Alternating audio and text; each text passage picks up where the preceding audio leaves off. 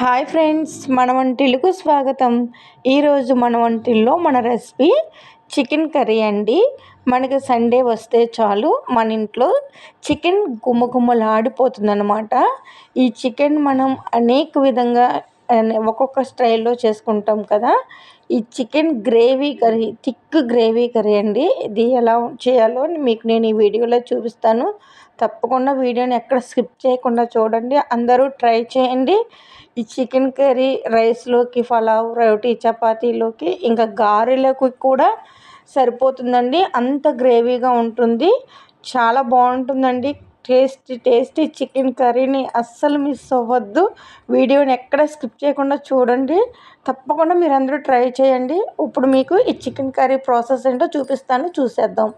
ఇప్పుడు స్టవ్ మీద ఒక కళాయి పెట్టుకొని 2 స్పూన్లు ఆయిల్ వేసుకొని అందులోకి మనం సన్నగా కట్ చేసి పెట్టుకున్న ఒక 1/2 kg ఆనియన్స్ కట్ చేసుకోండి. అందులో సగం ఆనియన్స్ ఫస్ట్ ఇలా ఫ్రై చేసుకోండి. తర్వాత అవి ఫ్రై అవుతుండగా వాటిని పక్కన పెట్టేసి చికెన్ క్లీన్ చేసి పెట్టుకొని అందులోకి ఉప్పు, కారం, పసుపు, ఇంకా ఒక 2 స్పూన్లు పెరుగు, కొద్దిగా నిమ్మరసం పిండుకొని చికెన్ని మ్యాగ్నేట్ చేసుకోవాలండి. ఇది మ్యాగ్నేట్ చేసుకొని కనీసం ఒక పావు గంట సేపు అయినా ఫ్రిడ్జ్లో పెట్టుకోండి.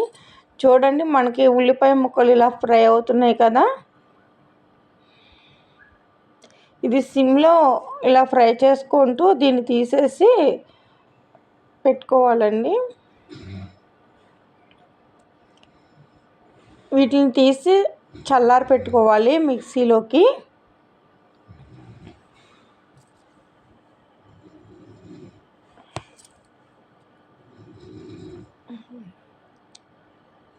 ఇప్పుడు అదే కళాయిలోకి కొంచెం కర్రీకి సరిపడా ఆయిల్ వేసుకొని ఇంకొక కొన్ని ఆనియన్స్ ముక్కలు ఉంటాయి కదండి, వాటిని ఇలా సన్నగా కట్ చేసుకొని వేసుకోవాలి.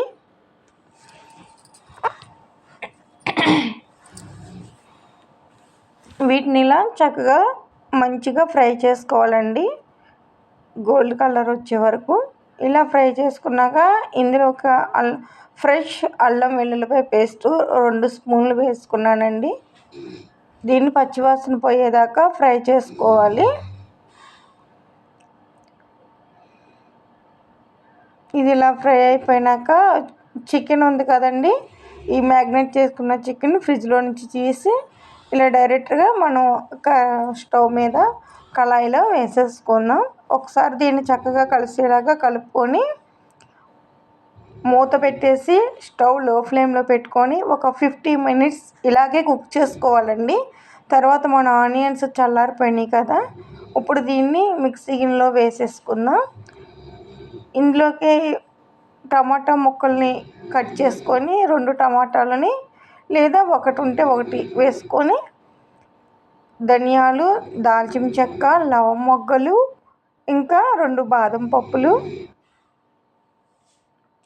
అలాగే 3-4 జీడిపప్పులు, ఒక యాలక్కాయ, ఇవన్నీ వేసుకొని హోల్ గరం మసాలా మనం ఏదంటే వేసుకుంటాం అవి వేసుకుంటే ఇవి మంచిగా రెస్టారెంట్ ఫ్లేవర్ వస్తుందండి. ఇలా కనుక మనం మిక్సీ చేసుకుంటే పేస్ట్ చాలా బాగుంటుంది. అది అలా పక్కన పెట్టేసుకొని చూడండి, కూర చక్కగా కుక్ అవుతుంది. ఇందులో వాటర్ అంతా ఎగిరిపోయి ఆయిల్ బయటకు వచ్చినాక మనం మళ్ళీ కర్రీకి సరిపడా కారం వేసుకోవాలండి. ఉప్పు, కారం మనం అడ్జస్ట్ చేసుకొని మనం సరిపడినంత వేసుకోవాలి. ఇప్పుడు దీన్ని కూడా బాగా కలుపుకొని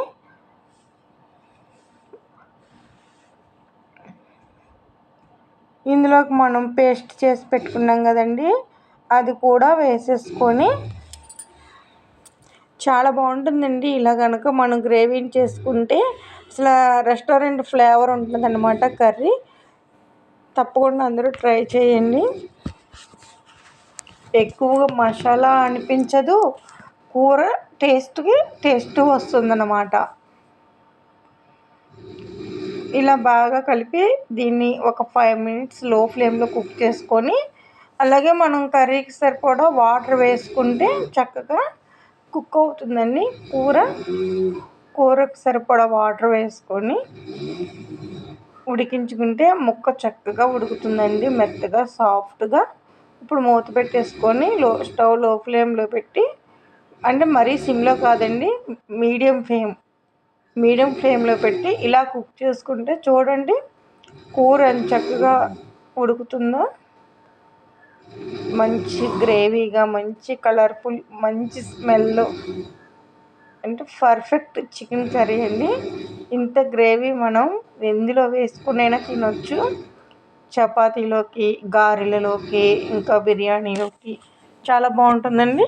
ఇప్పుడు కొత్తిమీర వేసుకొని గార్లిష్ చేసుకుందాం. ఏది వేసినపోయినా మన ముందు కొత్తిమీర మాత్రం నాన్ వెజ్ కర్రీలో ముందు ఉండాల్సిందేనండి. ఈ ఫ్లేవర్తోనే కూర సూపర్గా ఉంటుంది. ఇంకా కసూరి మేతి ఉంటే కూడా కొంచెం వేసుకోండి. ఈ విధంగా మన చికెన్ గ్రేవీ కర్రీ అనేది రెస్టారెంట్ స్టైల్లో రెడీ అయిపోయిందండి. చూసారు కదా వీడియో. ప్లీజ్ అండి, వీడియో కనుక నచ్చితే లైక్ చేయండి, మన ఛానల్ని సబ్స్క్రైబ్ చేసుకోండి. ఓకేనా friends, bye. Thank for watching.